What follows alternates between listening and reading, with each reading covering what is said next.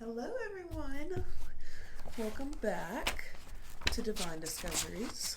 Today is day 3 of a year in the Bible. All right, so the past 2 days we've been reading into the book of Genesis. Today we are going to be reading the book of Job. Let's see.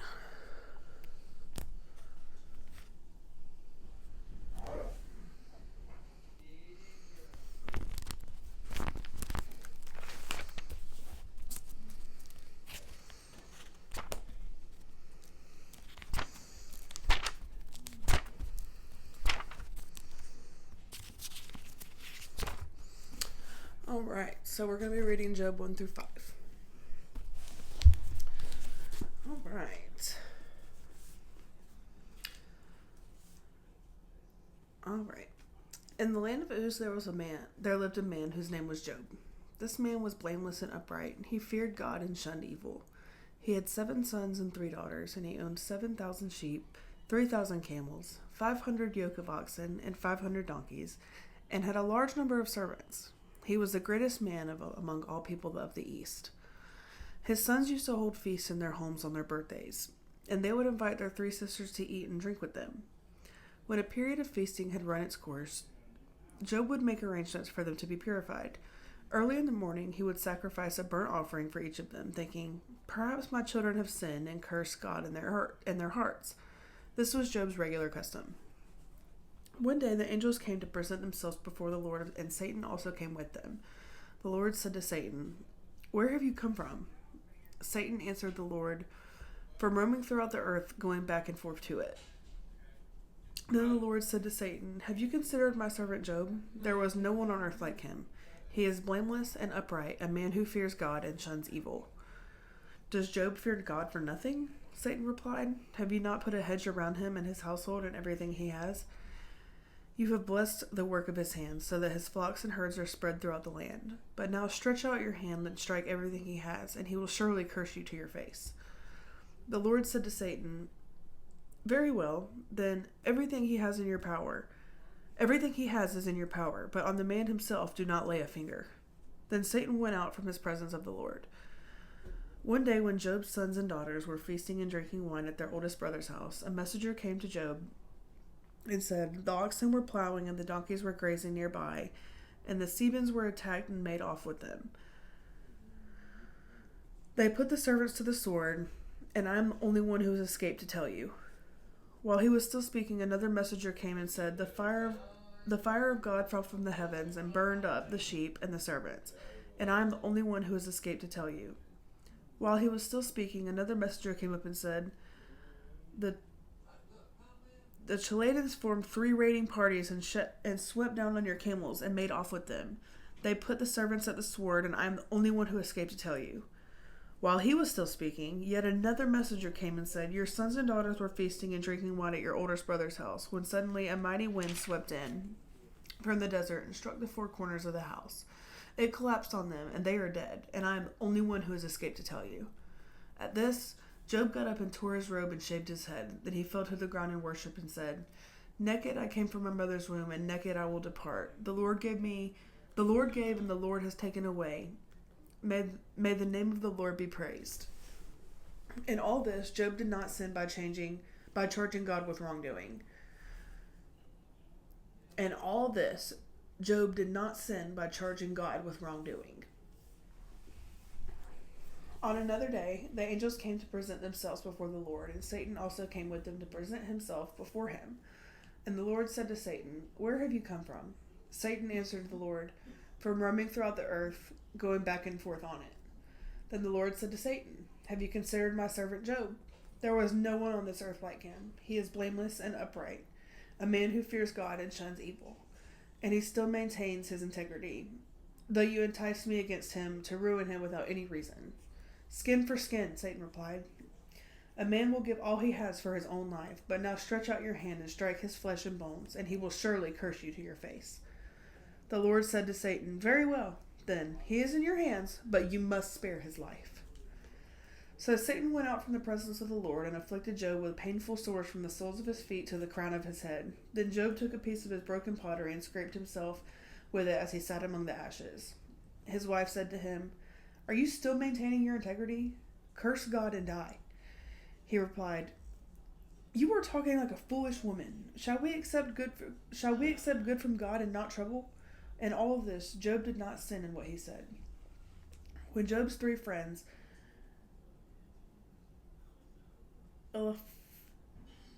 Eliphaz the Temanite, Bildad the Shuhite, and Zophar the Naamathite, wow, forgive me, heard about all the troubles that had come upon him, they set out from their homes and met together by agreement to go and sympathize with him and comfort him. When they saw him from a distance, they could hardly recognize him. They began to weep aloud, and they tore their robes and sprinkled dust on their heads. Then they sat on the ground with him for 7 days and 7 nights.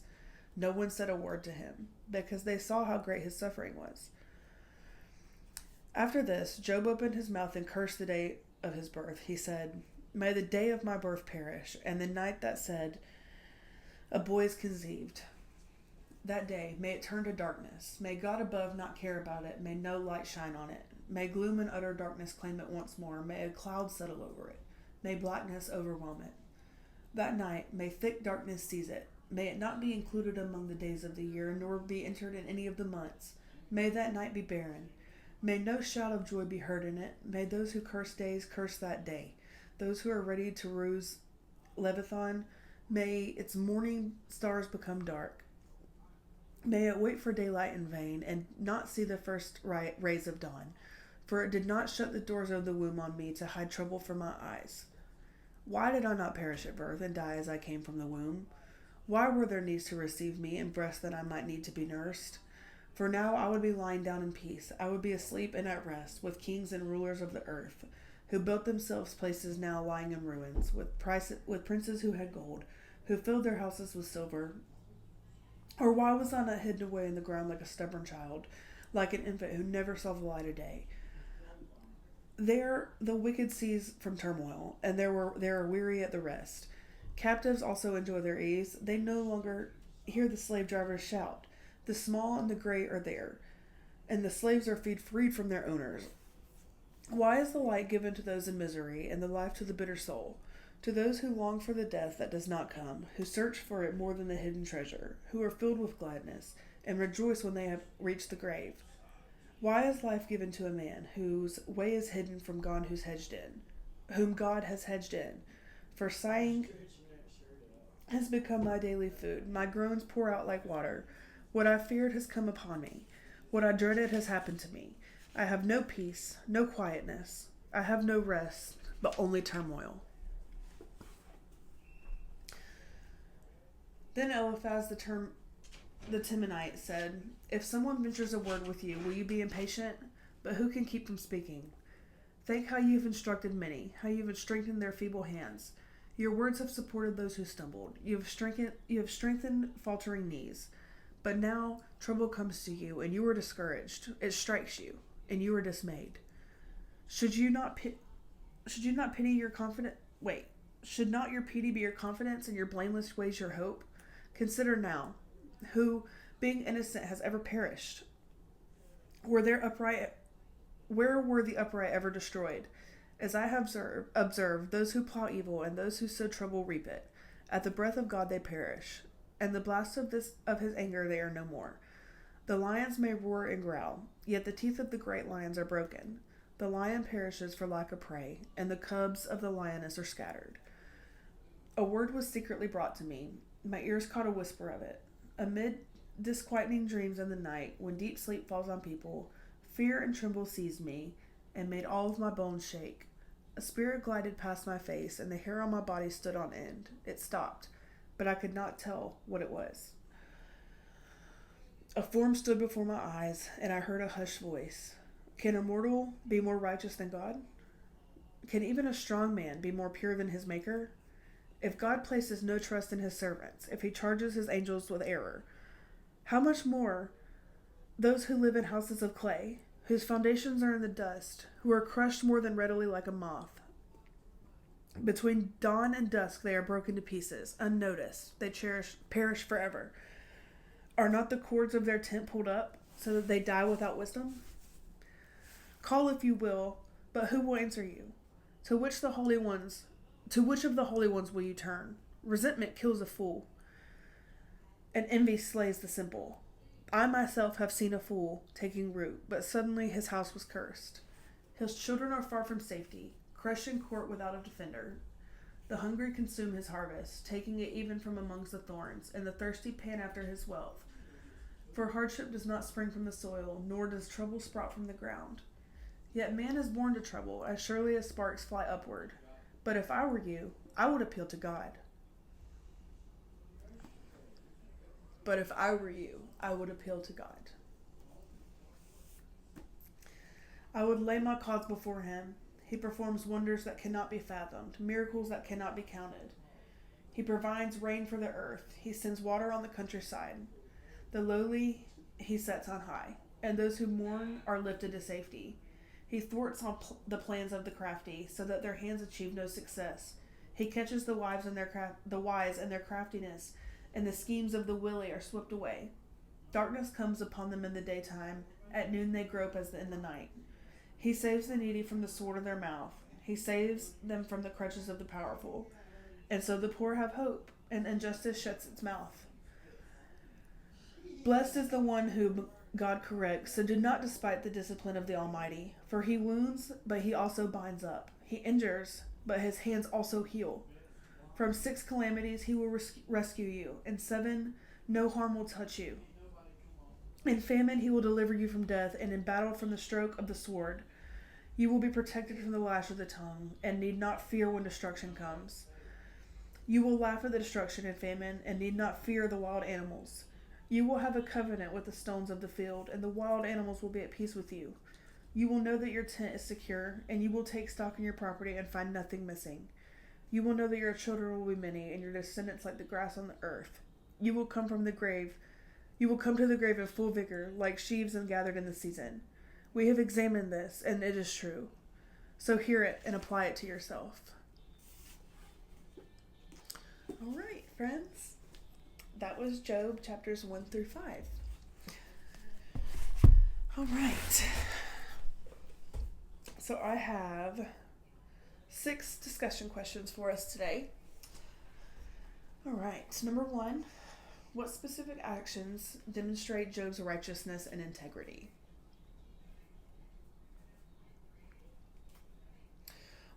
Number 2, what does the conversation between God and Satan reveal about the origin of suffering? Number 3, how do the friends' expectations of Job's suffering differ from the reality of his situation? Number 4, how does Job's response to his losses affect his faith and his trust in God? Number 5, does this story challenge the idea that good people always experience prosperity? Number 6, what does it mean to maintain a righteous life, even when faced with adversity? That's a good one. What does it mean to maintain a righteous life, even when faced with adversity?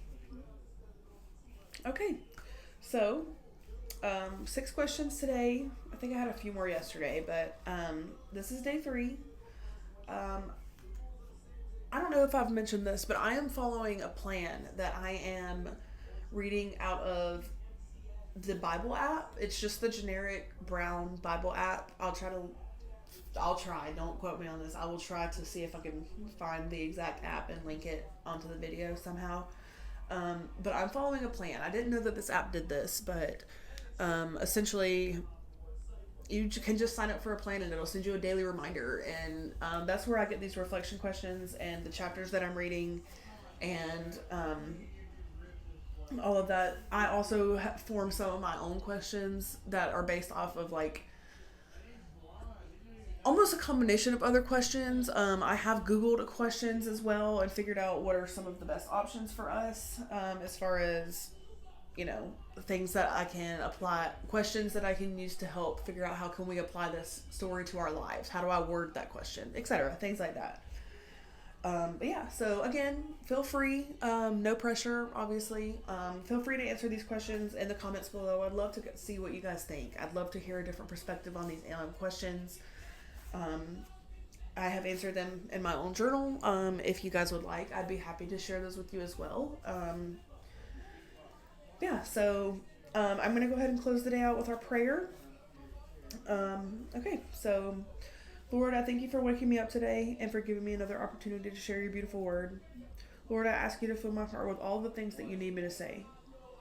Father, I ask you to place a hedge of protection around my friends, my family, and all of my viewers and supporters who have been with me from the beginning.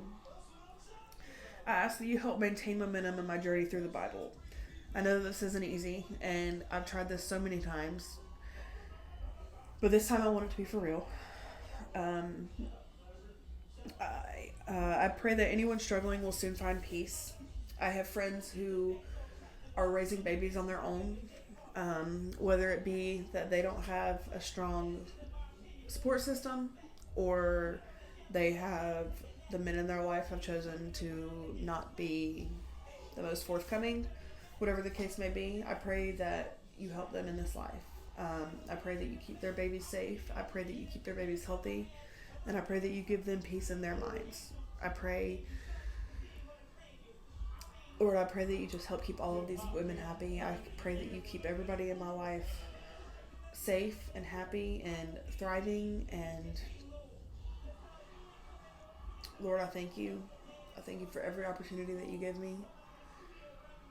And in Jesus' name, amen. All right, guys, thank you so much. I will make sure again to post these comments down below. Don't quote me, but I believe tomorrow is Job 5, or it's either 6 through 10, or it's another chapter. I cannot remember off the top of my head, but I will be sure to post that. Also, sorry today's was later. I had a lot going on today, but we will get back on our regular scheduled programming tomorrow. And yeah, so God bless you all. Keep God with you. And I hope you have amazing nights and a fantastic weekend. I'll see you tomorrow.